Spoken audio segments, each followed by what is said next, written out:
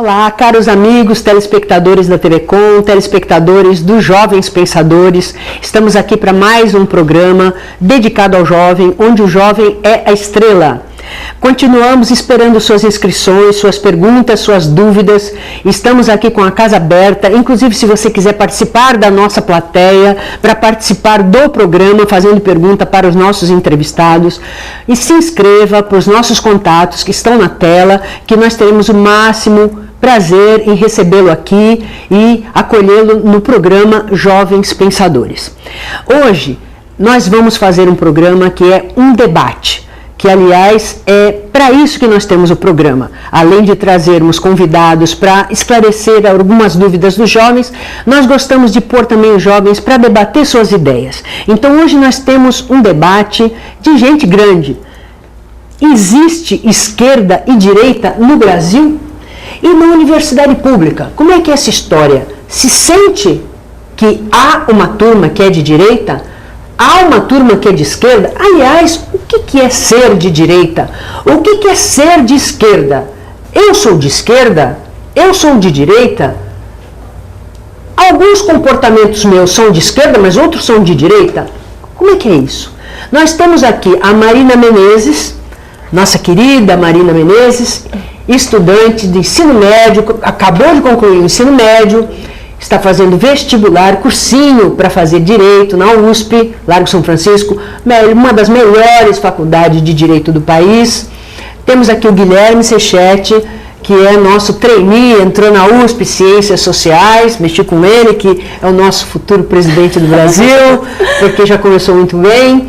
Temos a nossa querida Sheila Cristina Pereira, que já esteve aqui no nosso programa, que vai vir aqui também fazer um programa só com ela, vai falar da monografia dela maravilhosa, que ela acabou de concluir o curso de assistente social, um trabalho magnífico, que já esteve conversando comigo, já convidamos para participar de um programa, e que eles vão falar sobre esse tema tão instigante que aqui no Brasil fica muito difícil de a gente saber o que é esquerda, o que é de direita, como é que é essa história da universidade pública, quem é de direita, quem é esquerda. Esses movimentos aí, black blocs, são de direita, são de esquerdas, são vândalos, como é que é isso? E depois, no segundo bloco, nós vamos abrir para a plateia, a nossa plateia querida, aqui maravilhosa, que também vai questionar os nossos debatedores. Então, passando para a Marina, para o Guilherme e para a Sheila, que a partir de agora o programa é deles e de vocês. Eu gostaria de começar falando que eu acho que um dos maiores problemas que a gente tem hoje em dia é a grande rotulação. Hoje em dia a gente tem uma necessidade de sempre definir as coisas de uma forma muito rasa. E quando a gente entra nessa questão de direita ou esquerda, que a gente vê que um grande nível de desinformação e também de preconceito mesmo. Às vezes é só de pronunciar, se você se considera de direita ou de esquerda, você já está comprando uma briga com pessoas que às vezes nem têm um conhecimento, uma base teórica, ou mesmo uma base, uma experiência mesmo com o assunto. E eu acho que, na verdade, é uma armadilha a gente se prender muito a essa questão de direita ou esquerda, porque quando a gente tem problemas, seja no país, problemas de âmbito social, econômico, são problemas muito complexos. E as soluções exigidas geralmente também são complexas. Nada é tão simples quanto só classificar uma solução como de direita ou de esquerda e usar isso para conseguir chegar num combinado, assim. Então eu acho que, na verdade, o que a gente precisa é ter o pensamento mais livre possível para a gente conseguir analisar qual que é a questão, quais que seriam as soluções cabíveis e daí conseguir organizar essa solução e não apenas adotá-la por causa de uma suposta ideologia que ela carrega. É isso mesmo, Guilherme? Eu concordo plenamente. As questões de ordem política são muito mais abrangentes e mais complexas que simplesmente esse rótulo direita e esquerda, que a maioria das pessoas compra pronta. Eu sou de esquerda, então eu vou seguir só essas ideias e vou ir de encontro às ideias de direita que já estão prontas lá, pré-concebidas. Sendo que tem muitas outras questões que não são de direita ou esquerda, como a corrupção, como o bem-estar da sociedade no geral. E a gente precisa de representatividade, exatamente essa liberdade de pensamento, liberdade de escolha. Quanto mais opiniões, quanto mais perspectivas a gente tiver para debater, para construir um futuro melhor, melhor. Eu tenho mais uma coisa para falar. Só para cutucar o Guilherme, que ele falou exatamente isso, nas redes sociais essa semana correu lá um post que dizia: no Brasil a corrupção é ambidestra, né? E aí punha lá a fotografia deles todos, né? Collor, Sarney, Lula, Dilma, Fernando Henrique. Você concorda com isso? Olha, nesse quesito... Porque você falou que a corrupção é que realmente é o problema, que eu concordo plenamente, porque a corrupção é que é o grande ralo que leva todos os recursos. Então, eu noto que as pessoas dizem assim: ah, mas sou eu, parece criança, né? Ah, professora, vai chamar a atenção, e ele? Quer dizer, então não se preocupa em corrigir o próprio comportamento errado e fica apontando para o outro. Então, a gente vê muito nas redes sociais uma dicotomia, né? Um maniqueísmo. Então, se você não é meu amigo, se você não pensa como eu, você está contra mim. Quando as coisas não são tão simples assim, né? A corrupção existe em todos os partidos, de todos os lados, e esquerda ou direita.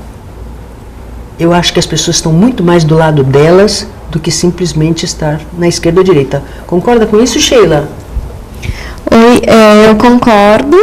E eu acho que a questão da corrupção, ela não é o fim em si próprio. A questão vem anterior ao sistema político do nosso país, a forma como o nosso país foi construído historicamente e a forma como as relações aconteceram. Um exemplo disso é a nossa recente democracia. Nós temos uma democracia de nem 30 anos ainda. E como que isso reflete no dia a dia da população, como que isso reflete no sistema político, como que isso reflete na estrutura do funcionamento da nossa sociedade hoje. A questão não é só a corrupção, ela é um sintoma. A causa já vem anterior a isso. Você acabou de concluir a faculdade, você fez, se não me engano, a Unifesp, é isso? É uma universidade pública. Você sentia isso dentro da universidade, claramente, os dois blocos, esquerda e direita? Como é que era isso? Sim, a universidade pública ela tem uma característica peculiar que diferencia da universidade particular, justamente porque ela é um espaço de fomento político o tempo inteiro, e isso é muito presente na realidade, no nosso cotidiano, em todos os aspectos. Historicamente, os movimentos estudantis eles sempre são liderados pelos partidos da esquerda, né, pessoas mais ligadas ao movimento de esquerda, mas de uns anos recentes para cá vem acontecendo o fenômeno da direita se apropriando também dos espaços de discussão na universidade pública, e em algumas universidades federais, inclusive as chapas, né, dos movimentos estudantis já são liderados pela direita. E como é que a gente sente isso? Como é que a gente lida com isso? E quais são os rebatimentos que isso tem? É muito complicado, é um assunto muito complexo, porque a esquerda, ela traz, quando ela é liderada, né, pelo movimento da esquerda, você sempre tem mais abertura para o diálogo. Eu acho que ela favorece uma discussão mais democrática e uma apropriação melhor dos espaços. E os movimentos estudantis sendo encabeçados pelo pessoal da direita é uma coisa que me preocupa, porque a gente recebe denúncias e relatos de coisas absurdas que acontecem dentro das universidades, como, por exemplo, a questão do racismo. Colocam bananas na mesa de estudantes negros. E como é que a gente lida com isso, né? Então, para você, uma das demonstrações dessa perfil de direita seria a intolerância? A completa intolerância, um totalitarismo que, do meu ponto de vista, chega a ser agressivo. E isso me preocupa bastante, porque significa que esse espaço de discussão, esse espaço de debate, de troca de ideias, de fomento, de desenvolvimento, não está sendo mais ocupado. E aí a gente está dando lugar para ideias extremistas e agressivas e que segregam. Eu tenho uma... Fale, Marina. Eu também acho que é importante a gente prestar atenção no fato de que, na minha opinião, pelo menos, a gente tem um fenômeno que é a falência da ideologia dos partidos, porque a gente entrou aqui no quesito da corrupção e eu estava vendo uma pesquisa, eu estava até discutindo com o Gui pelo Facebook, é uma pesquisa que estava falando sobre a relação entre os partidos, assim, o quão juntos eles estavam na tomada de decisões. E você vê que partidos que teoricamente ostentam bandeiras opostas, às vezes estão apoiando as mesmas decisões. Então, quer dizer, se o partido ele realmente segue uma ideologia, como é que ideologias tão dissonantes podem acabar juntas na hora de governar? Então, e na verdade a gente também tem um fenômeno muito interessante no Brasil, de que dificilmente você vota para o partido. Você vota em pessoas isoladas e as pessoas às vezes não entendem como é que esse processo se dá. Então, às vezes, você votando no prefeito de um partido e no vereador de outro, você tá fazendo uma bagunça. No final, quando você vai ver a formação mesmo da direção da sua cidade, ela está completamente dissonante, você não tem uma união. Eu acho que isso é principalmente por causa da falência da bandeira mesmo dos partidos. Então, eu particularmente acho que você tentar culpar qualquer partido específico por toda a corrupção do país é um absurdo, porque a corrupção ela é generalizada. E os políticos, eles trocam de partido como a gente pode trocar de roupa. Não tem um compromisso com uma ideologia, com uma linha de raciocínio. Então, eu acho que qualquer tipo de generalização acaba tendendo a uma intolerância mesmo, porque você acaba só rotulando e seguindo, sendo que os políticos em si não seguem a ideologia que eles se propõem. Então, eu acho que é importante a gente ter esse olhar bem aguçado, assim, a gente ter a consciência de diferenciar o que é teoria e o que é a prática, na verdade. Agora eu vou jogar uma bomba para o seu Guilherme, que eu estou assim só escutando aqui, então agora eu vou dar uma cutucada nele aqui. A minha amiga Sheila falou que a direita realmente é muito intolerante, pelo que ela explicou, né? Até o racismo é uma forma de intolerância, né? Porque a intolerância é mais ampla e ela inclui uma série de comportamentos e o racismo está no meio disso, né? Agora eu vou fazer uma pergunta para ti, que foi eu gosto muito de viajar no Facebook, porque eu fico olhando os comportamentos ali, né, como é que eles se misturam. E eu noto uma verdadeira ojeriza, um horror da esquerda. Esquerda o quê? Eu não gostaria de falar exatamente partido político, mas eu vou ter que falar porque não vai ter jeito, né? Por exemplo, o PT contra o PSDB. Então, hoje no Brasil, PT é esquerda e PSDB é direita. É o que se diz, né? Aí eu pergunto a você, Guilherme, se PT é esquerda e PSDB é direita, supondo, né, o que se diz, né? Nós não estamos concordando com nada, estamos só raciocinando. Nesse ponto, a esquerda está sendo intolerante, supondo que o PT seja a esquerda? Sim, você não pode criar algo estanque, algo que é pré-definido e pronto, é aquilo e pronto. Você tem que se abrir bastante, porque o PT toma muitas decisões que são de esquerda e muitas decisões que são de direita. Se envolver com FMI, etc., as privatizações, concessões são formas de ceder ao liberalismo, que era o que o PT tanto criticava nos anos 90. E é difícil você criar essa dicotomia e pronto, bipartidarismo, maniqueísmo, PT de um lado, PSDB de outro. Muitas vezes eles podem concordar. Eu acho um absurdo você só se opor ao que o outro partido proclama, o que o outro partido decide. Perfeito.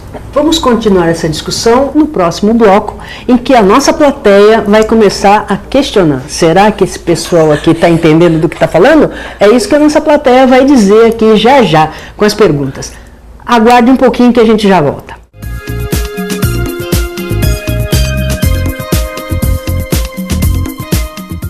Embarque com o TV Tour para os melhores destinos turísticos do Brasil e exterior. Toda semana, aqui na TV Com, você tem dicas imperdíveis de cruzeiros, roteiros e pacotes de viagens. Então, arrume as malas, carimbe seu passaporte e bem-vindo a bordo. TV Tour, a sua revista eletrônica de turismo.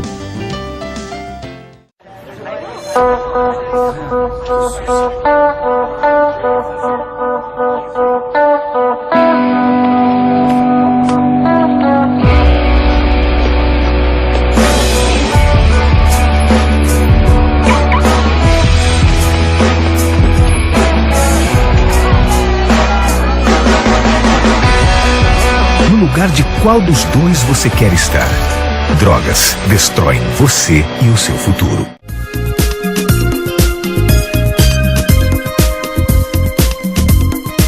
Olá, voltamos e agora vamos dar a voz para a nossa plateia. Primeiro a pergunta vai ser o Rafael. Rafael acabou de me dizer que concluiu o ensino médio, que vai tentar fazer cursinho para entrar em jornalismo, e eu sei também que ele faz parte da companhia de arte Criarte do Ronald, e eu já vi umas fotos no Facebook, são os palhacinhos lá do shopping.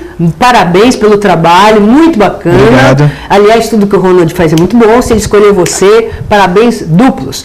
Rafael, pode fazer a sua primeira pergunta? Então, minha pergunta é para o Guilherme. Guilherme, as pessoas que são de esquerda são consideradas contra o governo? Olha, hoje em dia, não pode se dizer assim. Antigamente, quando surgiu o movimento marxista, etc., as internacionais socialistas, tinham essa coisa contra o governo, porque ser de esquerda, a princípio, era ir contra essa ordem, a ordem burguesa, que era a ordem dominante do governo situacionista. Tanto que o Gilles Deleuze, que é um pensador francês do século XX, ele falava muito que ser de esquerda é ser da minoria, ser oposicionista, que é quase impossível um partido de esquerda chegar ao poder. Mas a dita esquerda, alguns que se declaram esquerda, chegaram ao poder. E você vê que eles perdem um pouco da ideologia original, que eles se rendem um pouco às ideias que justamente eles contrariavam antigamente. Por isso, Guilherme, que eles se associam à direita? Talvez. Para poder ficar no poder? Porque seria impossível só a esquerda no poder? Exatamente. O que o Gramsci, que é um pensador marxista, queria da hegemonia, eles conquistam essa hegemonia de uma outra forma, não sendo puramente de esquerda, se associando à direita para manter o poder. É contraditório. O Joel Moraes, que é um técnico de natação, que usa a natação para formar pessoas, muito maravilhoso, ele tem um ditado bolado por ele que eu acho genial, que contraria um pouco o que a gente acha, né? Ele fala assim, é preferível você fazer mal feito do que não fazer. Então ele fala, é preferível mal feito do que não feito. E tem muita gente que não, que acha que não, mal feito, então eu prefiro não fazer. Mas não, porque se você faz um mal feito, você já está fazendo alguma coisa. Nem que seja para você se mexer de alguma forma. Então seria isso, essa estratégia da esquerda de se associar à direita, porque é melhor estar no poder mal feito do que não feito, não estar no poder? Sim, até o que o PT muitas vezes se propôs.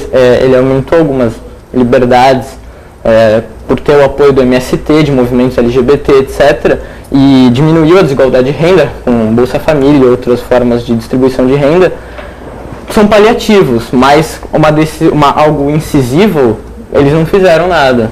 Quem mais vai perguntar? Próximo, Ronald. Marina, partindo do falecimento das ideologias dos partidos, existe ainda esquerda e direita? Ou está todo mundo querendo poder, assumir o poder? Na verdade, eu acredito que em alguns partidos você ainda tem um comprometimento maior com a ideologia em questão, principalmente em partidos pequenos.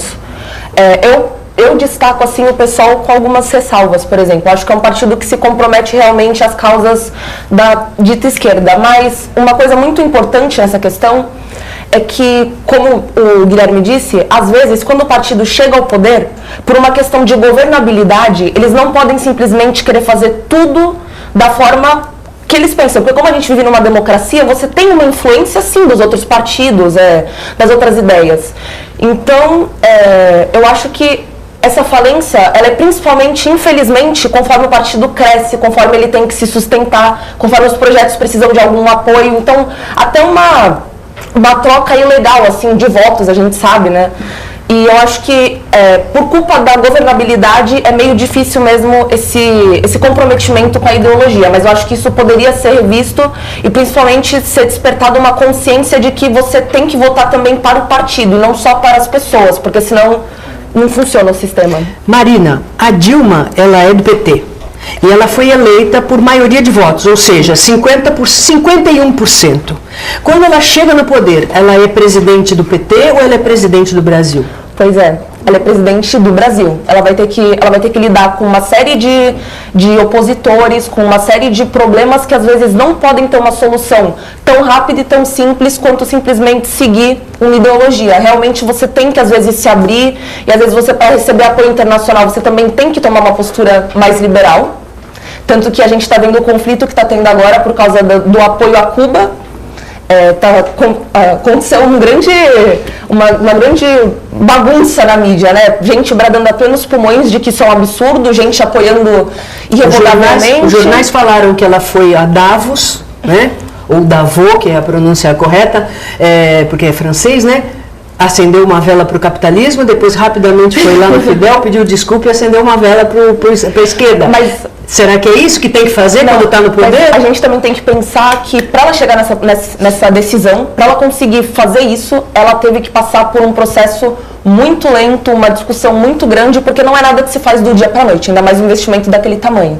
Então sempre tem os prós e os contras. Esse investimento trouxe um retorno? Vai trazer um retorno? Até que ponto isso é bom e ruim? Eu acho que aí que é legal você não se prender tanto à direita e à esquerda, ver as vantagens e as desvantagens, porque nada é tão linear assim. E além disso, a gente tem que acompanhar sempre as notícias, porque sabemos que no governo do Fernando Henrique Cardoso ele também auxiliou Cuba, porque às vezes essas ajudas são estratégicas para o país. Sim. Então, nada de ficar xingando o outro, porque neste exato momento, né, a gente precisa ter uma visão histórica, né, um pouquinho.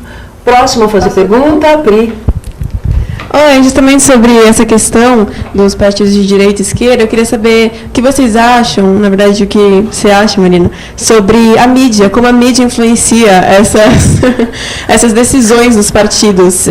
Às vezes um partido de esquerda está numa decisão de direita, é por causa da mídia? Por quê?